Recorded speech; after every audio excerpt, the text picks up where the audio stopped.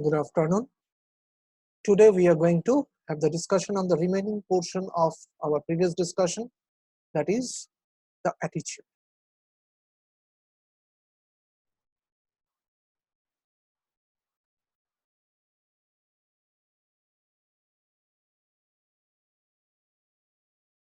Here we are. That is the topic that we were discussing in our last lecture, attitude.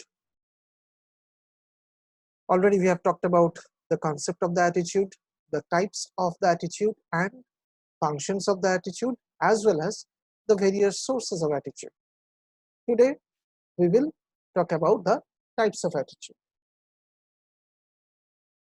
As far as the employee's behavior is concerned, the attitude can be manifested in three ways. Although we have titled it as the types of attitude, actually this is a types of attitude manifestation by an employee. First part is the job satisfaction.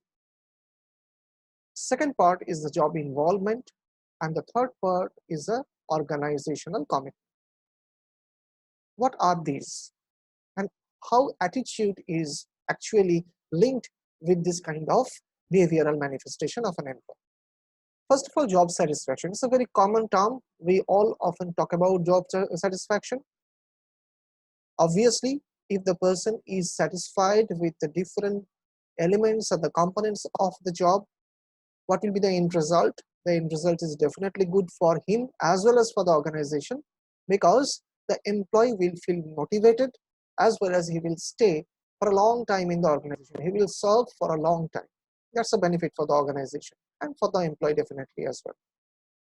So this is job satisfaction, which is nothing but a manifestation of the attitude. He is actually expressing the positive attitude towards the organization. Second one, job involvement. Obviously, if the person is having a positive attitude towards the organization, he will be involved as an employee in the different activities of an organization. His involvement, his absorption with a particular job will be a lot higher compared to a person who is having a negative attitude towards the job as well as the organization. You can just go through the line. It is the degree to which a person participates in his job and considers his involvement is important. The third one will be the organizational commitment. This is obviously of higher degree compared to the job involvement. Job involvement will be restricted to the involvement to a certain job or multiple jobs. But the organizational commitment is definitely better in terms of the intensity, in terms of its spread. A particular employee who is having a highly positive attitude towards the organization he is working, he will actually feel at home when he is staying at the office. There has been a concept of organizational citizenship. There has been the concept of the entrepreneurship. Actually, all these are derived from this organizational commitment, where you are or an employee is completely committed to each and every organizational issue. Now, with this different types of attitude manifestation towards the company, these three positive outcomes are often identified, and if this can be maintained by an organization, it will be successful in retaining the total employee strength. Now, how we can actually mobilize the employee attitude towards positivity? As we all know that an organization is basically housing a huge number of employees. It may be tough for the departmental heads or the top management or the department of HR to track each and every employee's attitude. But if you are following a general model which has been given by Len Festinger, it may be easier for the management to take the decision regarding proper management of the employee's attitude. And this particular theory, which is a very well-known and renowned theory as proposed by Lane-Festinger, it is known as the cognitive dissonance theory. What is a dissonance basically? It is basically the disharmony or disagreement. As you can see, it's written, lack of agreement or harmony between attitude and action makes an individual feel uncomfortable. If a dissonance happens, definitely the employee, or being an individual, an employee will definitely feel uncomfortable. Take an example which is cited just below that point. In an organization, cognitive dissonance occurs when an employee desires to leave the job as there is no use in continuing there, but continues to work by rationalizing organization is not bad after all, and what is the alternative. So it's a very true phenomenon. It happens for many that the employee may be dissatisfied. So that's why actually a negative attitude has been built up. So this attitude component is negative for him.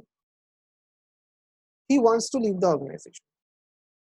That is his attitude. He is somehow alienated. He is somehow apathetic to the organization. He doesn't have any commitment towards the organization. He doesn't have any involvement in the job. He is completely dissatisfied. He does not want to stay with the organization anymore, but he is still continuing with his work. Maybe a bit stereotypically, but why he is doing so? Why he is not leaving? Maybe he is drawing a good salary. Maybe the organization itself is good in terms of the benefit and the other facilities. So that's why he has got a feeling that organization is not bad, and where is the alternative? That's why he is sticking to the organization. He is still working. So there is a difference. There is a gap between the attitude and the action. Now this is a harmful one for the organization. In the next slide, we have the pictorial representation of the cognitive dissonance model. Let's give some other example. Suppose an employee believes that he is very good at managerial work, administrative work.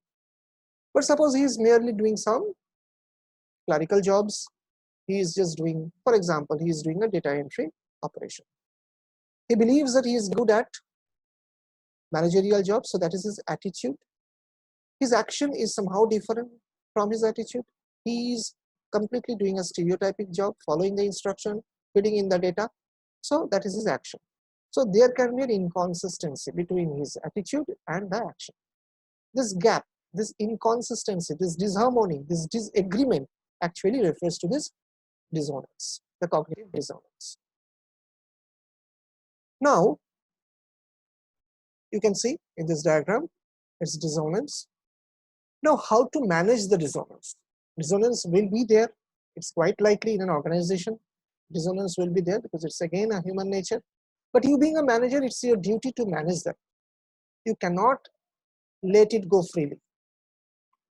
You have to either change the belief, you have to either change the action. Either you counsel him through the mentorship that, okay, fine, you may be good at managerial jobs, but currently there's type of assignment you are at, you have a very limited scope to perform that managerial executions.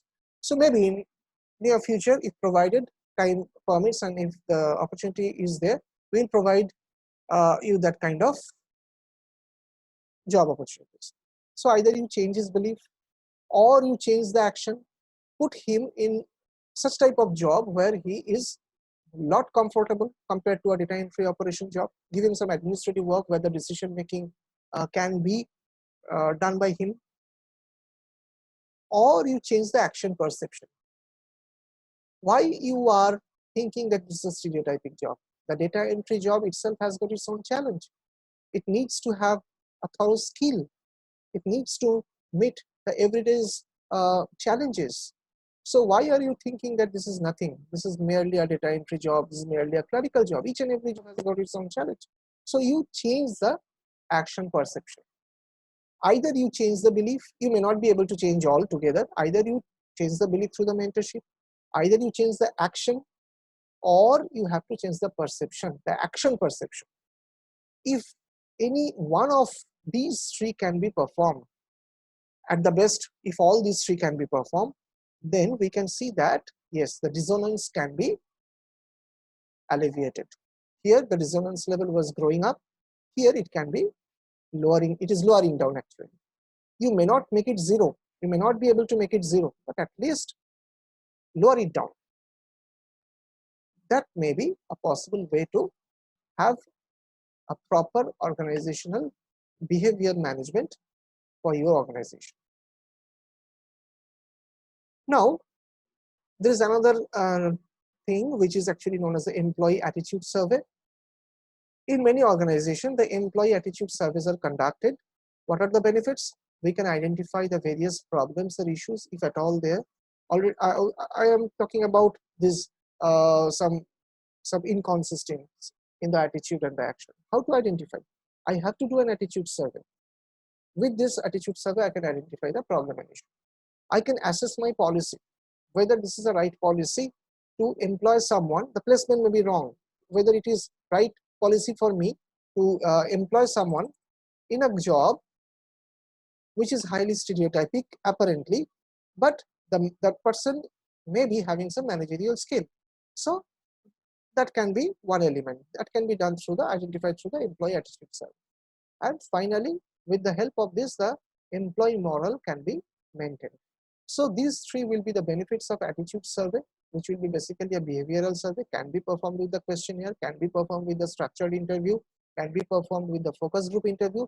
Many methodologies are there, but ultimately what we have to do, we have to identify these three. If this can be done, it will be helpful for the organization as a whole.